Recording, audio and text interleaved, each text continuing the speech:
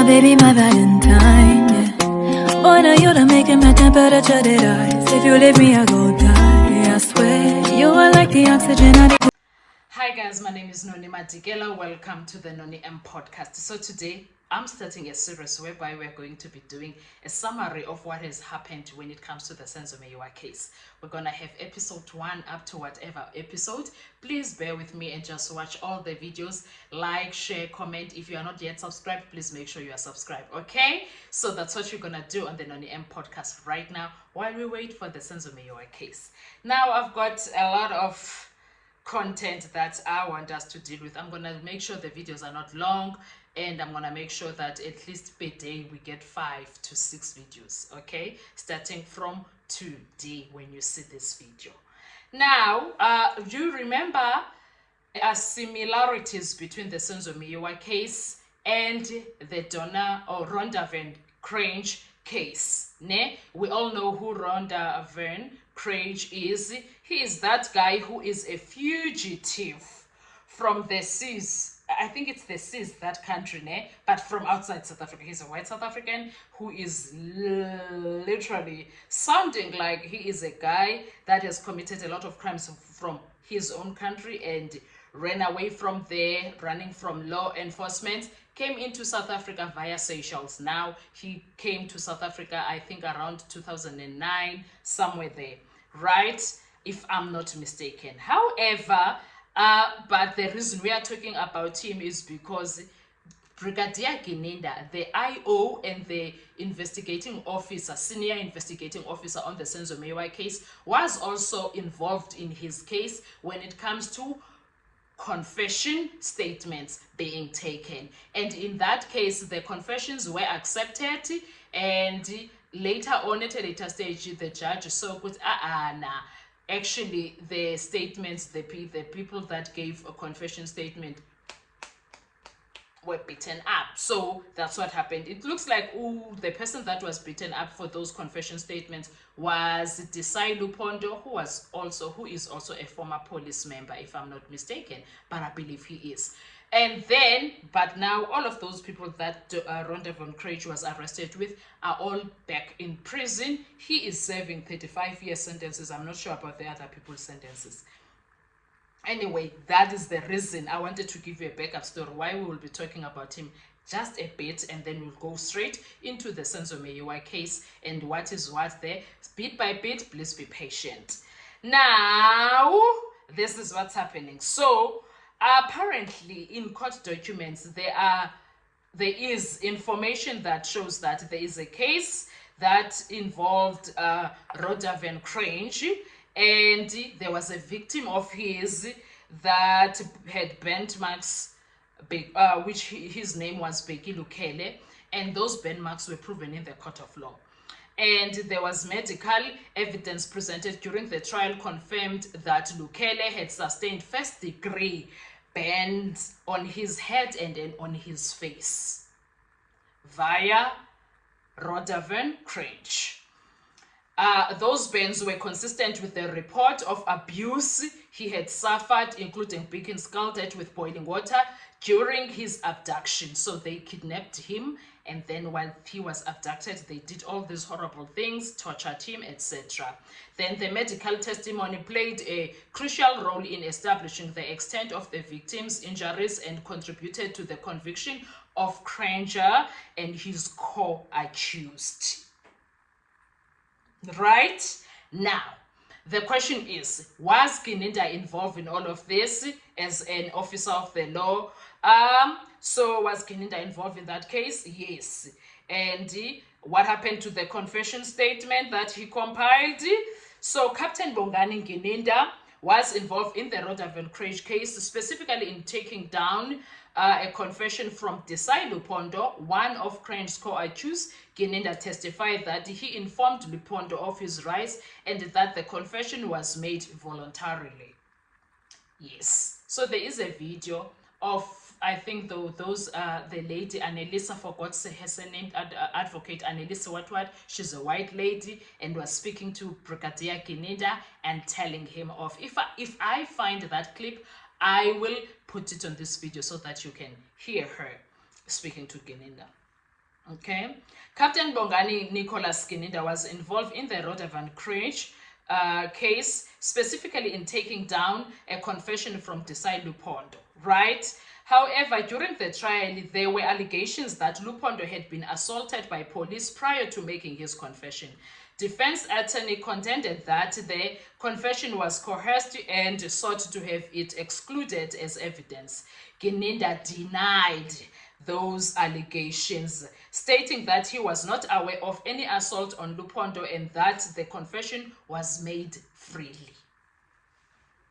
We all know most that was the same thing when it comes to Bongani Ndanzi of the Senzo Meyiwa case, who is accused number 2, and Muzisebiya, who is accused number 1. Gininda denied the allegations of torture, of tubing, of murdering the people, and all of those things. He denies and denied and denied all of that. But they also accused him of something similar to this, if not more, because I don't have the details of exactly how the ones for the Rhoda Cringe were tortured. But Ndanzi and Sibiya, they were beaten up. Ndanzi was tubed. Ndanzi was electrocuted. It's a lot of things. So those are the similarities that you would find on how the so-called stand-in of the evidence of confessions was obtained. So it looks like it was obtained in an ill-gotten manner, and it was not nice. All right. The court conducted a trial within a trial to determine the admissibility of the confession. Ultimately, the court ruled that the confession was admissible, and it was used as evidence in the trial against Cringer and his co-accused. That's what happened initially on the Donovan Cringe case. They were admitted initially. At a later stage, then they were taken out. Right? So that is exactly the same thing that happened to the Senzo Meyiwa case, whereby Gininda came and the others, there was a trial within a trial. Gininda and all his colleagues that were involved, Mukhane, Mukhola, the EMPD people, Yasabo Jonathan, Abo Listerio, all of those people that were involved. Abo Butelezi, they were all forming part of that, and it is what it is. So, but we are still busy with the Senzo Meyiwa case. Right now, where we are, the Senzo Meyiwa case, the confessions were accepted. The confessions were accepted. We will see as the court proceedings continue if, when it comes to the judge giving his final verdict, will they be, because when he gave the verdict, when it comes to the confession, he said it's a ruling, not a verdict. So if it's not a judgment, chances are they can be taken out. Catching? Yes. So eventually, the confessions against the confessions from Lupondo Desai was ultimately ruled out of the trial as evidence, right? The confessions made by Desai Lupondo was ultimately ruled inadmissible due to the allegations of coercion and police assault. As highlighted in the trial, despite this, Rhoda Cringe was convicted on other grounds. So meaning that there was more evidence, there was more things to gather, there was more things to deal with, and things that can land him in hot water still. Cringe's conviction came primarily from the evidence surrounding the kidnapping, attempted murder, and torture of Bheki Lukhele, including the testimony of witnesses and forensic evidence, such as the medical reports showing the burns of the victim. The court relied heavily on the other forms of evidence, particularly the physical injuries to the victim, the victim's testimony, the circumstantial evidence, rather than Lupondo's confession. The prosecution also presented evidence of Cringer's involvement in criminal activities, including his organized crimes connections, which were pivotal in securing a conviction for his role in the plot to harm Lukhele. So even though Lupondo's confession was dismissed, Cringer's confession was supported by other compelling evidence, which was sufficient to uphold his 35-year prison sentence. Okay, and then so in regards to the Senzo Meyiwa case, there are also 2 confession statements that the accused alleges were obtained through torture, and Brigadier Gininda is also alleged to have been involved in. May seem at a face value that there is a pattern here. There's a pattern here where Brigadier Gininda does certain things in a certain manner. So you can see why we were touching base with the Crange case. All right, you can see now why we were touching base with that Crange case.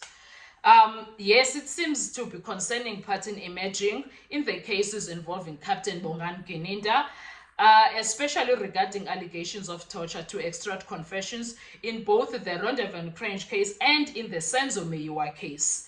Confessions made by suspects were challenged on the grounds of being coerced under duress, and Gininda was involved in both cases. Okay, we will end it here right now. When we come back to another video, we will continue and talk about why are we even including Rondavant Crange in this whole situation, but we're talking about the Senzo Meyiwa case. Yes. So for now, that's where we're going to stop when it comes to this video. I'm going to come back with another video where we continue to talk about more details of the entire Senzo Meyiwa case, where we look at certain points and certain things that could have happened or needed to happen.